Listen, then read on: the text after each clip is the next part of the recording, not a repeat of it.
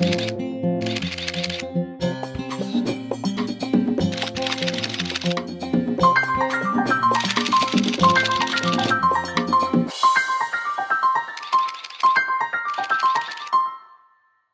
tal, amigos de Pintando con Luz? El día de hoy tengo para todos ustedes un capítulo muy especial dedicado, digamos que a una de las partes de nuestras cámaras fotográficas que nos permiten componer la imagen.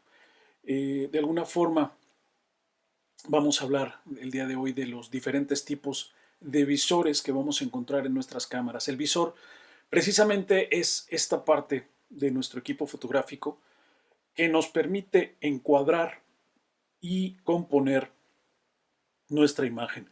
Evidentemente todo lo que quede dentro de ella, vamos a intentar buscar siempre la armonía de los elementos que están dentro de este encuadre. Vamos a ser también muy selectivos en cuanto a lo que queda fuera de la imagen. Y esa parte fundamental de nuestras cámaras precisamente es el visor.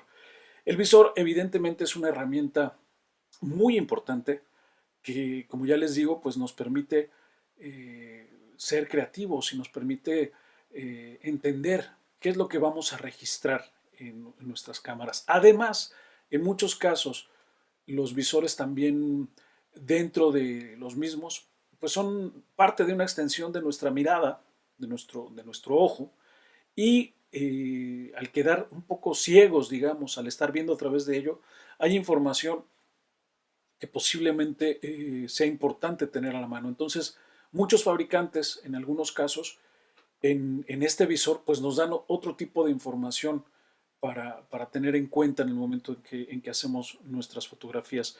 Vamos a analizar, por lo tanto, cuatro, hay más, pero por lo menos vamos a ver aquí cuatro tipos de visores que de alguna forma también nos van a entender, nos van a hacer entender qué características son las que vamos a seleccionar cuando compremos una cámara. Según el tipo de visor, pues evidentemente el trabajo tiene una u otra tendencia y bueno, hay visores de algún tipo que tienen unas ventajas, también sus desventajas, y es un poquito, a grandes rasgos, lo que vamos a ver en este pequeño capítulo.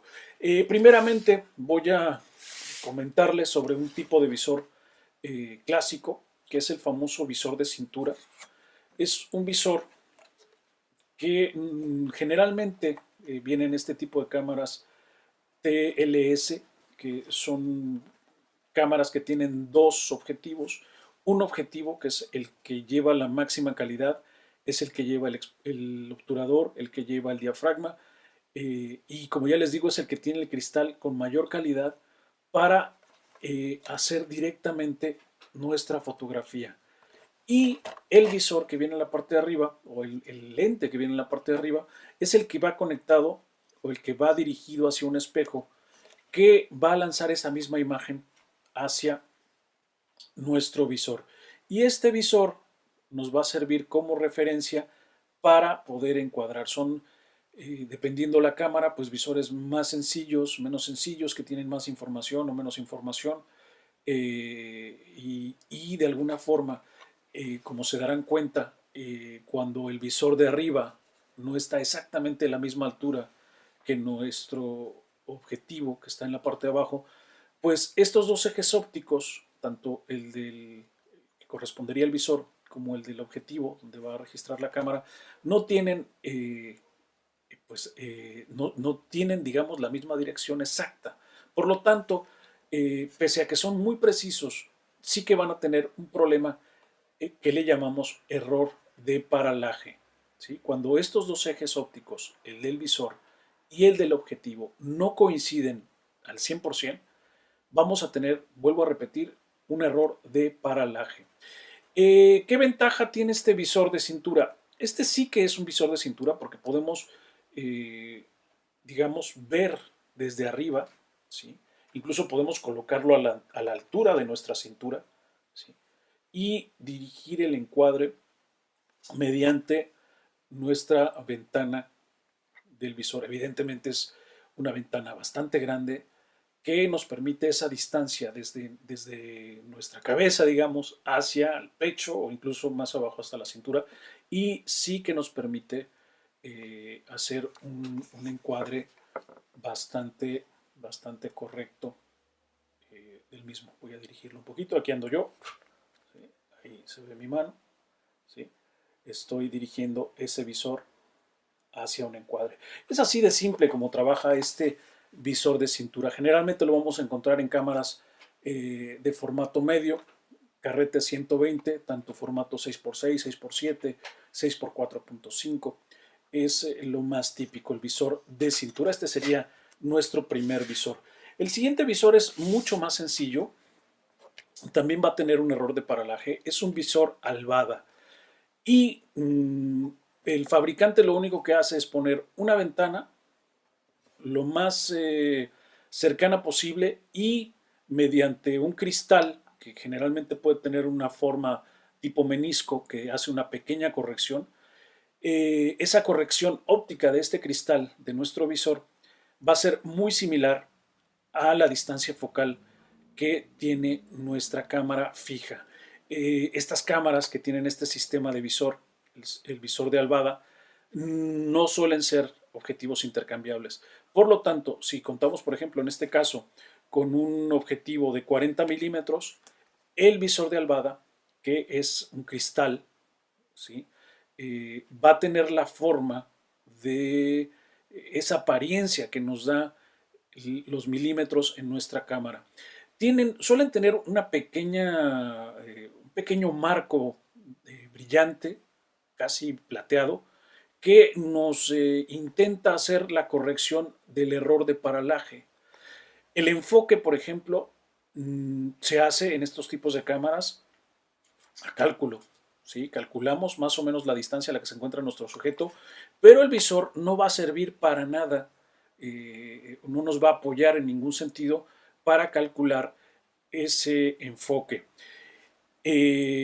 Vamos a tener evidentemente un error de paralaje, sobre todo a una distancia menor, aproximadamente 3 metros o menos. El error de paralaje es más evidente.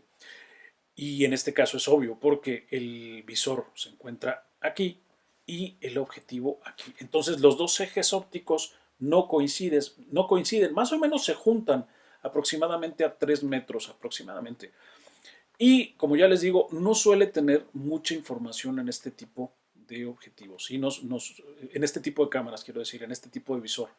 Nos sirve únicamente como referencia para el encuadre, ¿sí? Pero como ya les digo, no tiene ningún tipo de apoyo para el enfoque. Son los más sencillos y evidentemente tienden a ser los más baratos. Enseguida tenemos otro tipo de visor, que es el famoso visor telemétrico.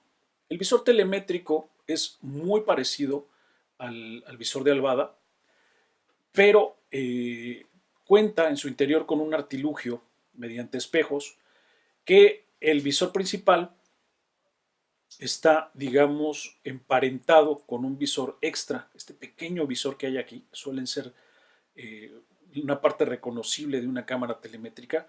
Son dos visores independientes y en la parte interna vamos a tener una serie de espejos y cristales que coordinan estos dos visores en uno solo, de tal suerte que cuando nosotros miramos a través del visor y movemos el enfoque, ¿sí?, vamos a tener esta imagen de la que ya les he hablado, esta especie de punto central que suele ser amarillo, y el enfoque se va a dar en dos imágenes del sujeto al que estamos enfocando, dos imágenes que no coinciden.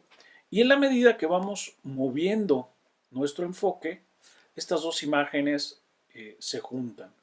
A veces nos pasamos, ¿sí? Entonces quiere decir que todavía no está enfocado. Es en el momento en que estas dos imágenes se registran o se encuentran lo más precisamente posible, es el momento en que sabremos que el enfoque está listo. En algunos casos, por el uso, por el traqueteo de las cámaras, este ajuste se llega a mover un poco. Entonces, en muchas ocasiones hay que mirar los instructivos de las cámaras, hay que investigar muy bien en internet, en los manuales y en muchos lugares. Y en estos casos, pues hay que desmontar la parte de arriba y hay que, con un destornillador, hacer un ajuste del mismo. Tiene un proceso un poco complicado, pero se suelen ajustar, no es tampoco demasiado difícil. ¿Qué ventajas tienen este tipo de cámaras, las cámaras telemétricas, en comparación a las que vamos a ver a continuación, que serían las cámaras reflex? No tienen espejo, por lo tanto, la vibración del espejo no afecta a la posible trepidación cuando hacemos fotografías con velocidades relativamente bajas, entre un 30, un 15, un 8. ¿Sí? Estas velocidades en muchas ocasiones con mucho pulso, bien sujeta la cámara, bien apoyados en algún elemento fuerte, ¿sí? En un árbol, en una pared, bien apoyados, a unas velocidades bajas. Esta situación de no tener espejo nos va a permitir utilizar velocidades un poco más bajas. Otra cosa, suelen ser visores muy luminosos y por lo tanto en condiciones pobres de luz pues es incluso un poquito más fácil de encuadrar. Son cámaras que se siguen utilizando muchísimo para hacer, por ejemplo, street photography, o sea, robados de calle, ¿sí? Fotografía de calle, porque son muy pequeñas, son muy discretas.